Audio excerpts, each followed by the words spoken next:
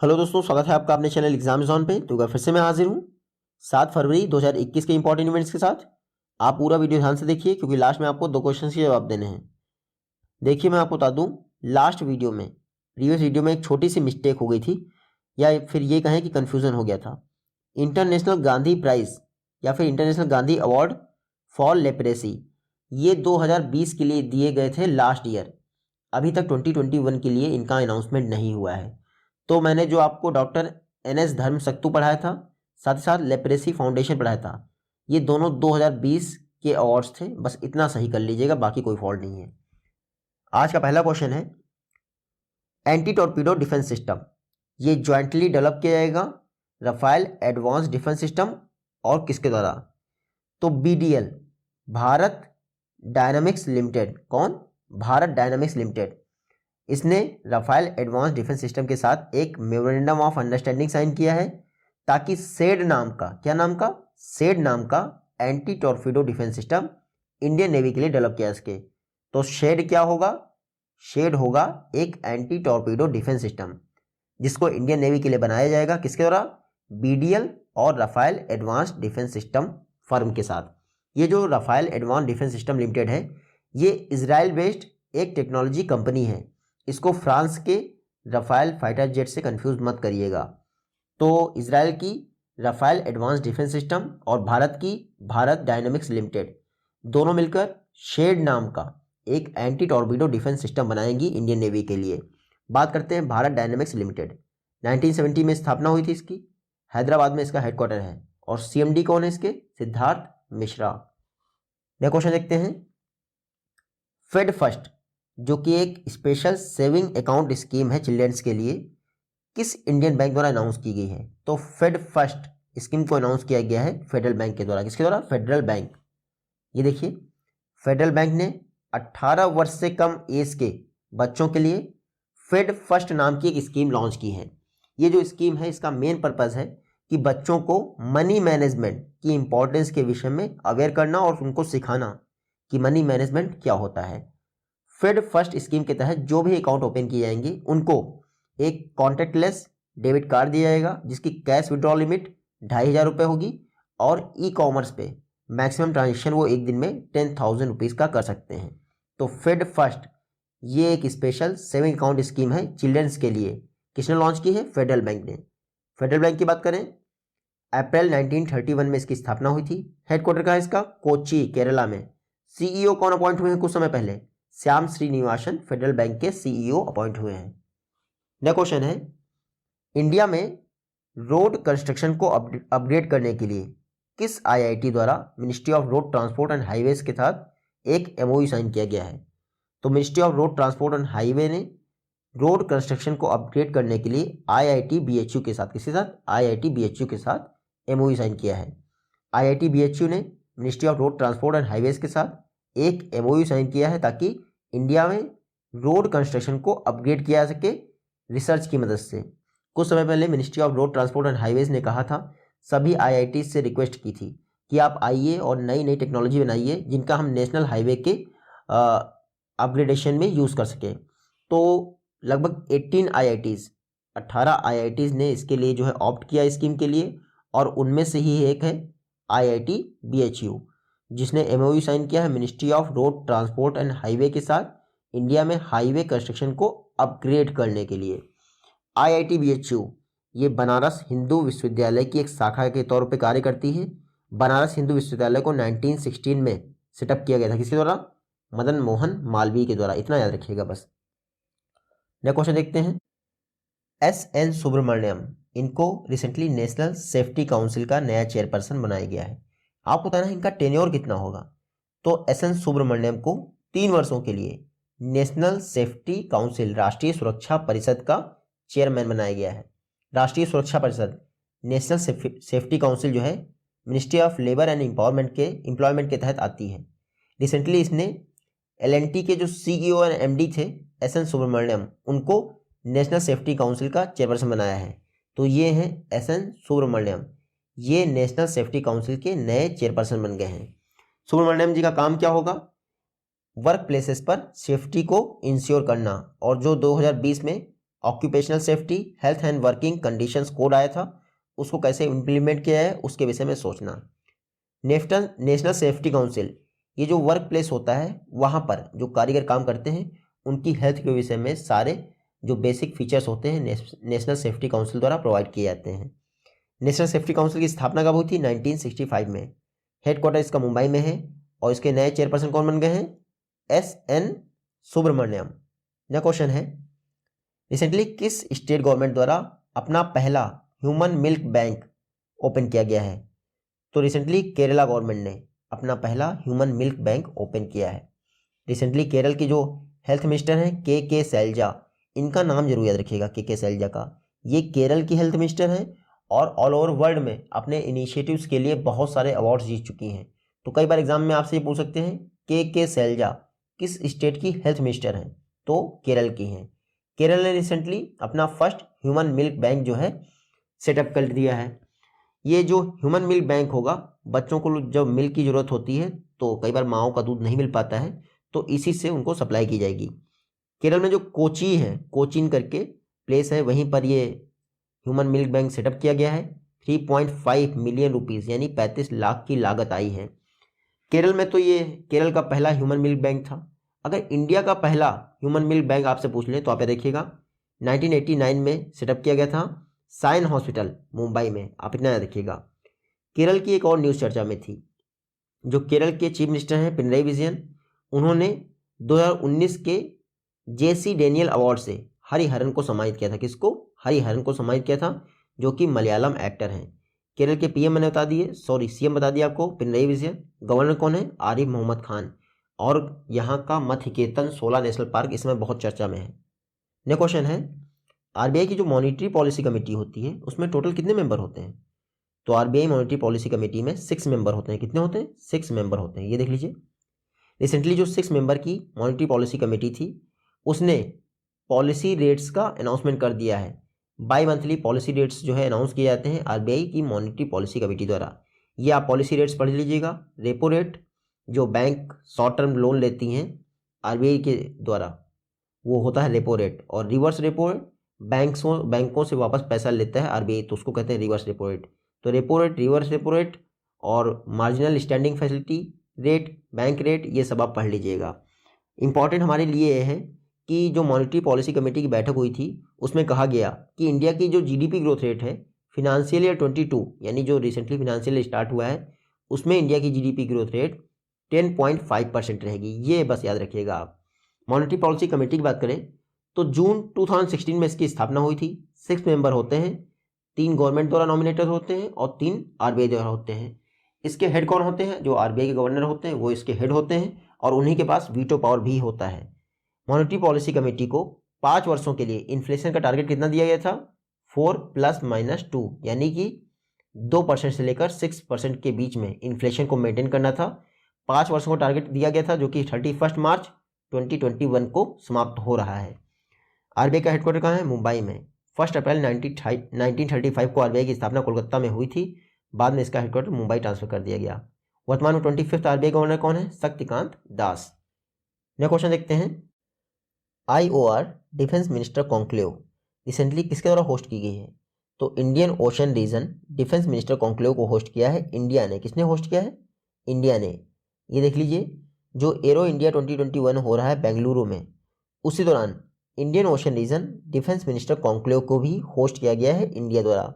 कल ही मैंने आपको पढ़ाया था कि chief of air staff conclave, इसको एरो इंडिया 2021 के दौरान बेंगलुरु में राजनाथ सिंह जी ने इनॉग्रेट किया है। और अब देख लीजिए, IOR डिफेंस मिनिस्टर कॉन्क्लेव को भी एरो इंडिया 2021 के दौरान ही ऑर्गेनाइज किया गया है। इस बार जो IOR डिफेंस मिनिस्टर कॉन्क्लेव थी, इसका थीम क्या था?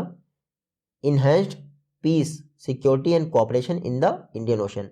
ये जो IOR डिफेंस मिनिस्टर कॉन्क्लेव है, इसका मेन पर्पज है इंडियन ओशन रीजन में पीस, स्टेबिलिटी और प्रॉस्पेरिटी को इंश्योर करना।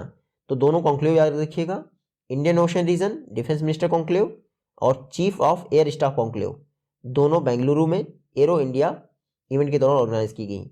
इस बार जो एरो इंडिया इवेंट है ये इसका 13th एडिशन है। शुरुआत हुई थी 1996 से। हर वर्ष जो बेंगलुरु का येलाहंका एयरफोर्स स्टेशन है वहाँ पे इसको ऑर्गेनाइज किया जाता है और हर 2 वर्ष पे इसको ऑर्गेनाइज किया जाता है, ये जरूर याद रखिएगा।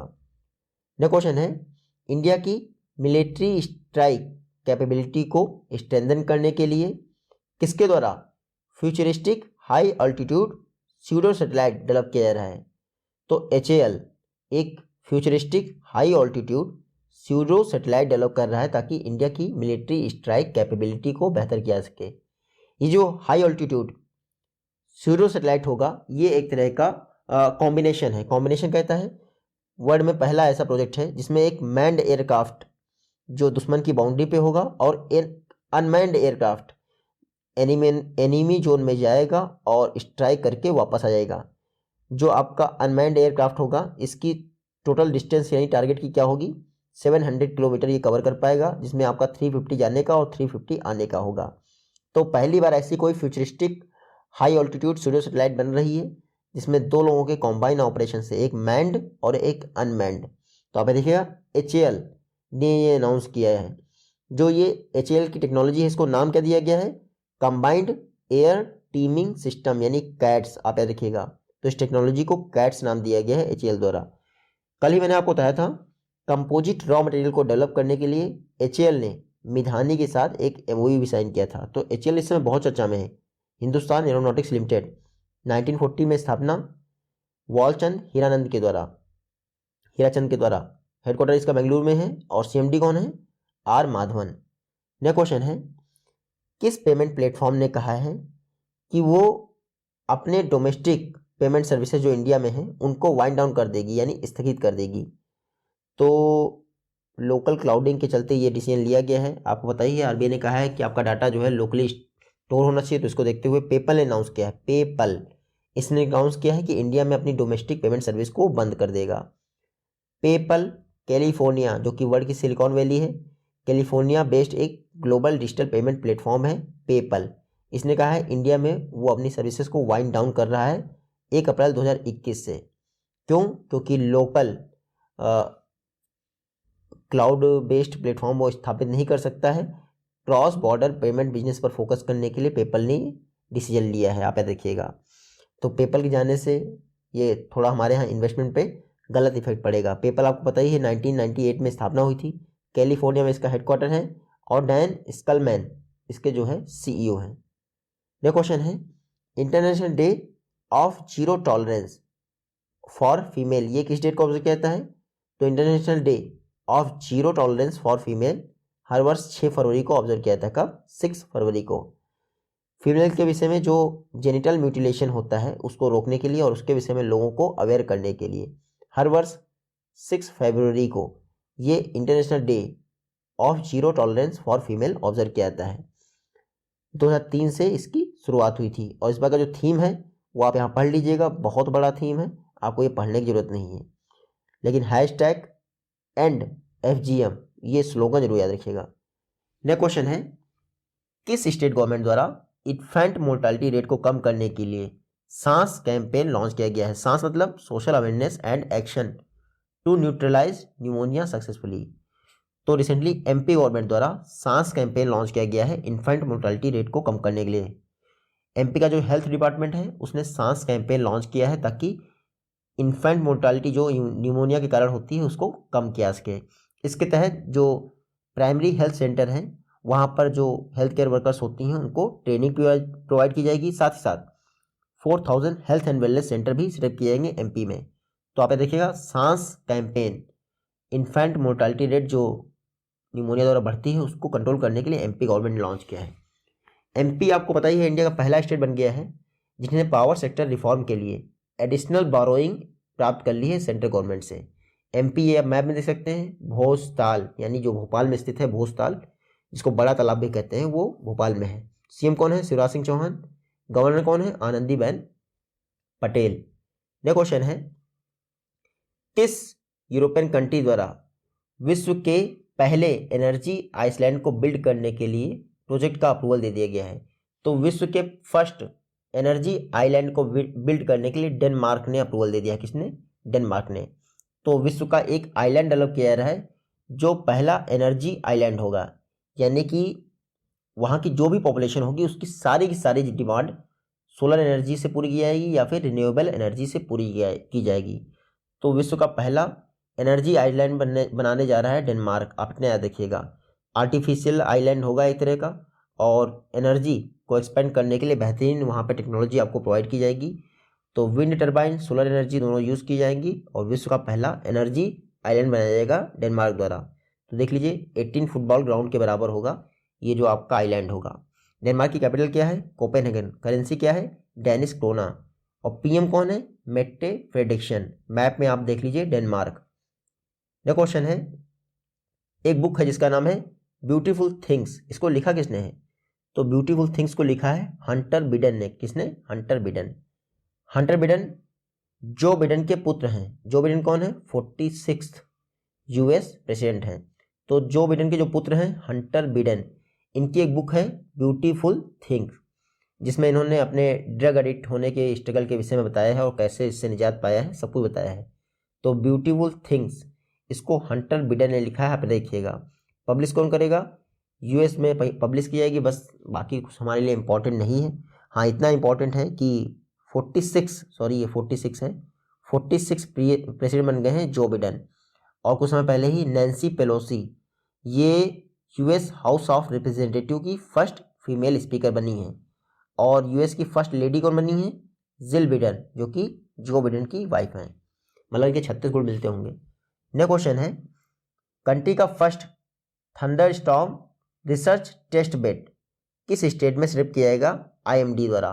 तो आईएमडी इंडियन मेट्रोलॉजिकल डिपार्टमेंट ने अनाउंस किया है कि देश का पहला thunder storm research test bed Odisha में स्टैब्लिश किया जाएगा। कहाँ पे? ओडिशा में। ये देख लीजिए, आईएमडी इंडियन मेट्रोलॉजिकल डिपार्टमेंट ने अनाउंस किया है कि ओडिशा का जो बालासोर रेंज है वहाँ पर देश का पहला thunder storm research test based open किया जाएगा। इसका मेन पर्पस क्या है? देखिए, जो बिजली चमकती है उससे प्रॉपर्टी का भी लॉस होता है और ह्यूमन लाइफ हो जाती हैं। तो इसको कम करने के लिए ये इंडिया का पहला, विश्व का नहीं, इंडिया का पहला thunder storm research test bed Odisha के बालासुर में सेटअप किया जा रहा है। अपने यहाँ देखिएगा, मिनिस्ट्री ऑफ अर्थ साइंसेस की मदद से और डीआरडीओ और इसरो की मदद से इसको जो है सेटअप किया जाएगा। तो इंडिया का पहला thunder storm research test bed Odisha के बालासुर में सेटअप किया जा रहा है। आईएमडी सेटअप कर रहा है। तो इसको आईएमडी की बात करें, 1875 में स्थापना हुई थी। हेडक्वार्टर न्यू दिल्ली में है। डायरेक्टर जनरल कौन होते हैं? मृत्युंजय मोहपात्रा। और मिनिस्ट्री ऑफ अर्थ साइंस, जिसके मिनिस्टर कौन है? हर्षवर्धन। ये इसकी पेरेंट कंपनी है, कंपनी नहीं मतलब पेरेंट बॉडी है। नेक्स्ट क्वेश्चन है, ministry of housing and urban affairs द्वारा रिसेंटली जोमेटो के साथ इंडिया के कितने शहरों में होम डिलीवरी के लिए एमओयू साइन किया गया है? तो जोमेटो और ministry of housing and urban affairs ने इंडिया के 6 सिटीज़ में स्ट्रीट फूड की डिलीवरी के लिए एमओयू साइन किया है। तो 6 शहरों में, ये 6 शहर आप पढ़ सकते हैं, भोपाल, लुधियाना, नागपुर, पटना, रायपुर और Vadodara.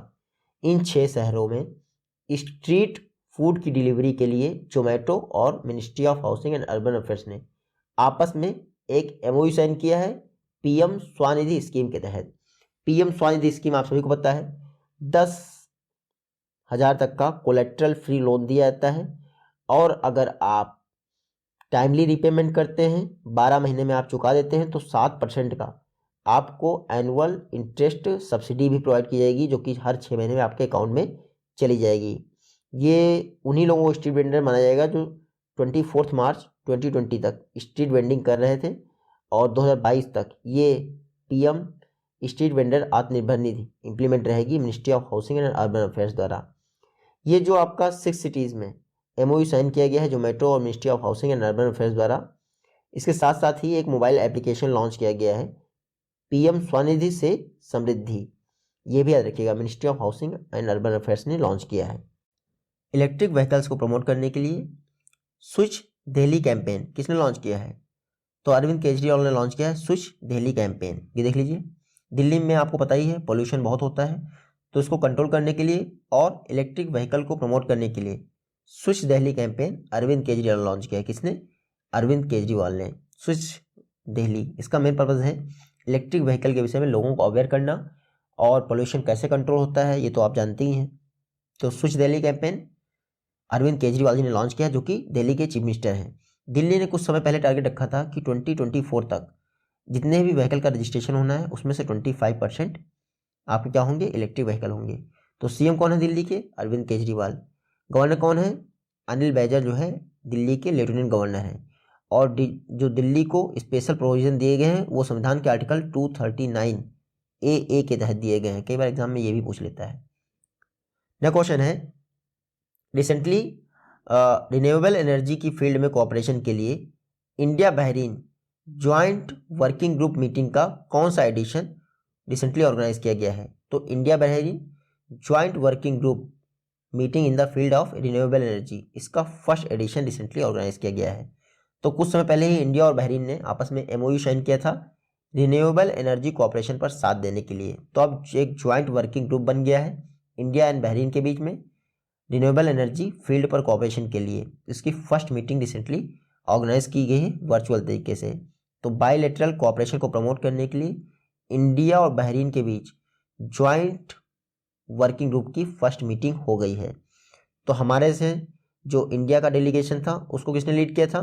Ministry of new and renewable energy के जो ज्वाइंट सेक्रेटरी हैं दिनेश दयानंद जगदले, इन्होंने लीड किया था। आप इतना देखिएगा। बहरीन आप यहाँ मैप में देख लीजिए, ये जो आपका गल्फ की खाड़ी है इसमें आपको बहरीन मिल जाएगा। तो इसको आप ध्यान से देख लीजिएगा। बहरीन की बात करें, सॉरी, तो कैपिटल क्या है? मनामा। किंग कौन है बहरीन के? हमद बिन ईशा अल खलीफा। और करेंसी क्या है? बहराइनी दीनार। ये आज की वीडियो से क्वेश्चन है। आई होप कि आप इन दोनों का जवाब दे पाएंगे। जल्दी मिलते हैं आपसे नेक्स्ट वीडियो में, तब तक के लिए take care, good bye and जय।